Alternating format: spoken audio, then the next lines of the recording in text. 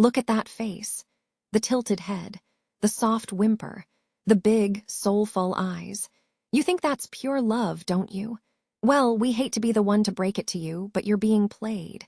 That good boy on your rug is actually a high-level psychological mastermind who has spent 30,000 years studying your every weakness.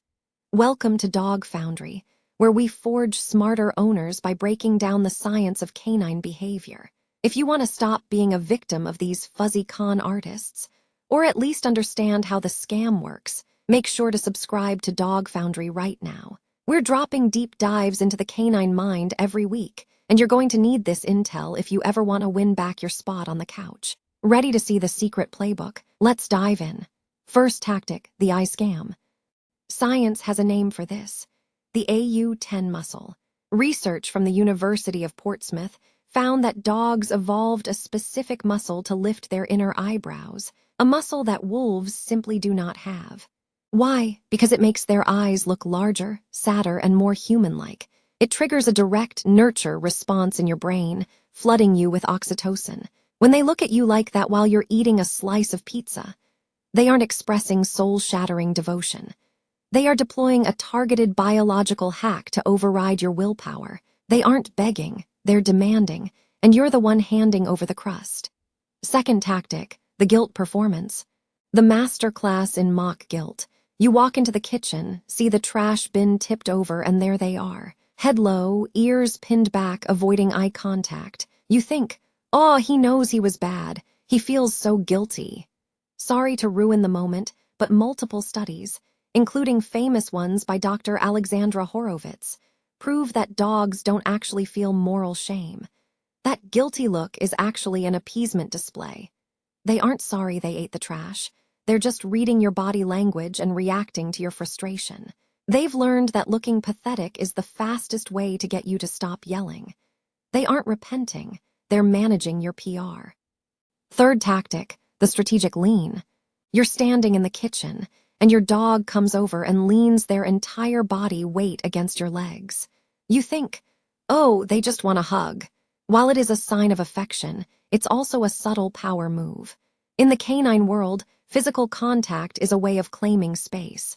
By leaning on you, they are anchoring you in place. They've successfully stopped you from moving, focused your attention entirely on them, and basically turned you into a giant, upright chin scratcher. You didn't decide to pet them. They decided you were going to pet them. Fourth tactic, the contempt sigh. You've told them no to a third walk. They walk over to their bed, flop down with maximum force, and let out a sigh so heavy it sounds like they're carrying the weight of the entire world on their shoulders. This is emotional manipulation at its finest. They know that sound makes you feel like the world's greatest villain. They're waiting for that tiny crack in your resolve, that moment you think, maybe I should take them out again. That sigh is a calculated attempt to guilt trip you into submission, and let's be honest, it usually works. Fifth tactic, the false alert diversion. This is the ultimate tactical distraction. Have you ever been sitting on the couch, perfectly comfortable, only for your dog to suddenly bolt toward the window barking at absolutely nothing? You get up, heart racing, checking for an intruder or a squirrel. And by the time you realize the coast is clear and turn around, your dog is back on the couch, curled up in the exact warm spot you just vacated. This isn't a lapse in security, it's a territorial heist.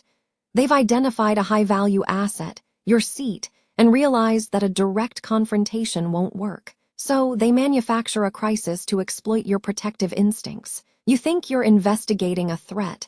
They know they're just rezoning the living room. It's a classic bait-and switch. The science of the scam. Now, how did they get this good? It wasn't an accident. Over thousands of years, dogs didn't just learn to hunt with us, they learned to audit us. They are the only species on the planet that can read human gestures and facial microexpressions better than even chimpanzees. They've spent 30 millennia watching our pupils dilate when we're happy and our shoulders tense when we're stressed. They aren't just pets, they are biological data miners. They know exactly which frequency of a whine mimics a human infant's cry to trigger your must-protect instinct. They've cracked the code of the human heart, and they're using it to get an extra spoonful of peanut butter. Face it, from the muscles in their face to the way they sigh at your life choices, your dog is a professional influencer with a 100% success rate.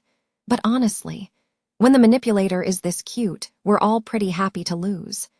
If your dog has successfully scammed you out of a treat or a spot on the bed today, drop a comment below and tell us how they did it. We want to hear the best heist stories from the Dog Foundry community. Don't forget to like this video and share it with a friend who is currently losing the battle of wits with their own dog. Thanks for watching, and we'll see you in the next one.